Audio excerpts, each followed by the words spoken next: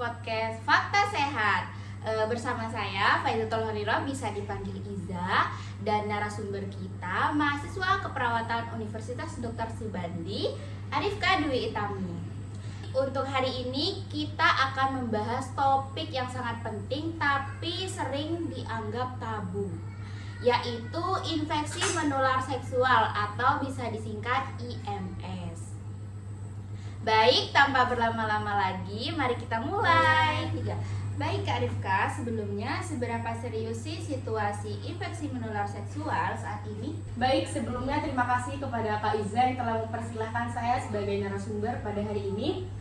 Tadi pertanyaannya, seberapa seriuskah IMS pada saat ini? Masalah ini sangat serius Kak, bahkan WHO memperkirakan sekitar 374 juta infeksi baru di tahun 2020 saja. Di Indonesia sendiri, prevalensi tertinggi ada pada remaja di umur 15 sampai 19 tahun.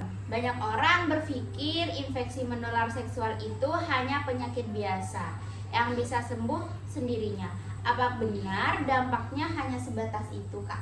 Sama sekali tidak, Kak. Dampaknya sangat panjang, bisa terjadi radang panggul, kemandulan, dan juga kanker serviks disebabkan oleh virus HPV, Kak. Dan yang paling menyedihkan itu, Kak, penularan terhadap ibu ke anak.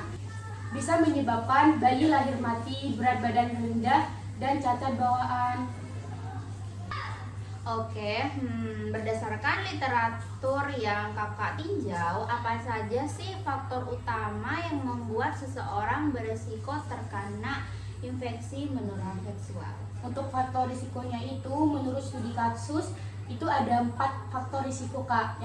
Yang pertama ada usia muda, yang kedua ada perilaku seksual beresiko, dan yang ketiga ada rendahnya pengetahuan, dan yang terakhir ada status ekonomi. Tadi kakak menyebutkan soal perilaku berisiko. Bagaimana dengan pengguna pengaman atau kondom di masyarakat kita? Data menunjukkan penggunaan kondom yang masih rendah, halnya pada remaja di Indonesia yang baru menikah. Hanya sekitar 24,7 yang menggunakan kondom pada saat pertama kali melakukan hubungan seksual.